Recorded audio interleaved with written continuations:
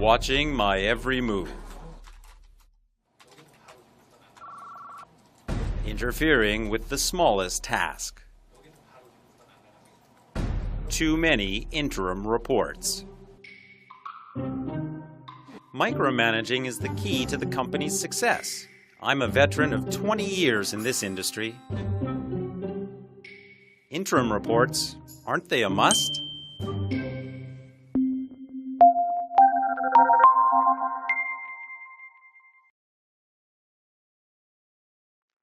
Hello, I'm Walter from IGM.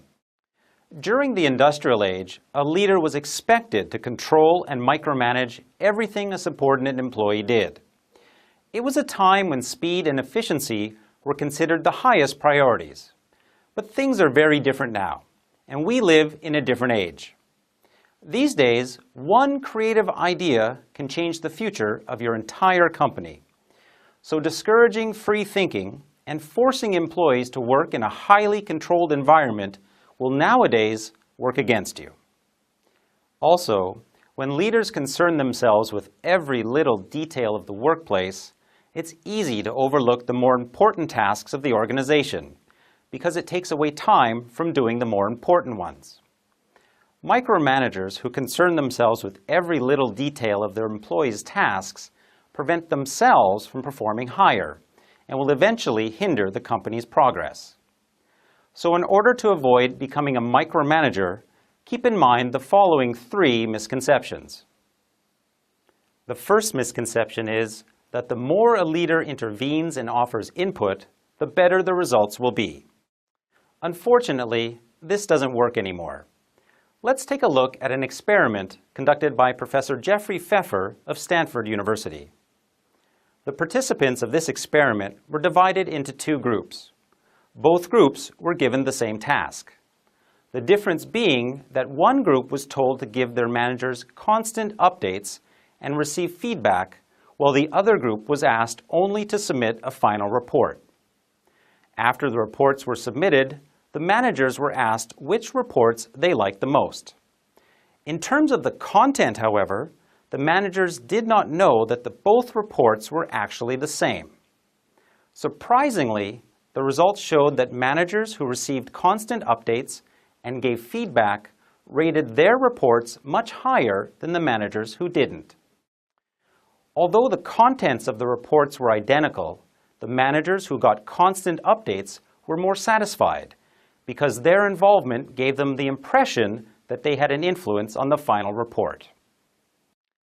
Of course, the leader's input can enhance the final report, but if he or she has been away from the front lines for too long, they might actually have less expertise than the subordinates. So if the leader becomes too involved, then there might be a high possibility of the report representing too much of the leader's past successes and preferences. In some circumstances, creative and original ideas can also be dismissed for not complying with the leader's thinking. So despite having higher satisfaction levels, leaders need to stop micromanaging every little aspect of their employees' tasks and do the things that are more important and fitting for a leader. It's also important to remember that being patient towards subordinates and giving them room to breathe can also play a role in increasing the level of employee ownership, which can lead to higher quality work in the long run. The second misconception is only a few certain tasks deserve employee autonomy. Most leaders who deny being micromanagers say, "I'll give my employees autonomy when I can."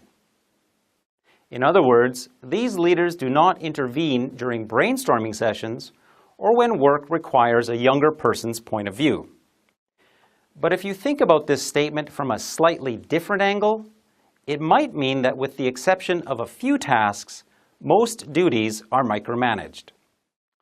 So in order to avoid becoming a micromanager, instead of giving full autonomy only when you can, change your practice to always give full autonomy with the exception of a few certain tasks. Obviously, giving employees complete autonomy has its own risks. So when time is of the essence, or when the employee is unfamiliar with the work process, or if the task is simply too much for the employee to handle, regular updates and feedback is recommended.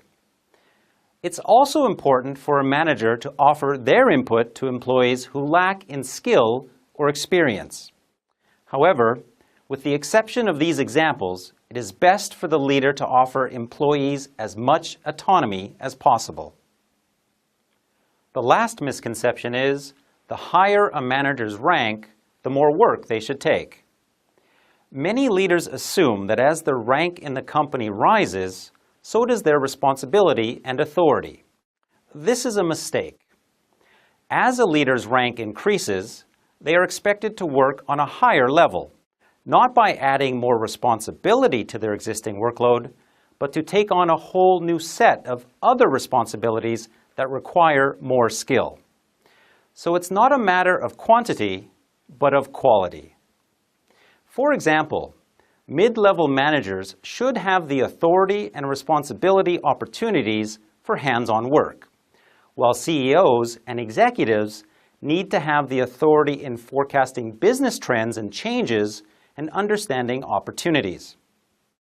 Richard Kovacek, the previous CEO of U.S. financial institution Wells Fargo, once stated, "My job is to speak in front of stockholders and customers and shake the hands of employees."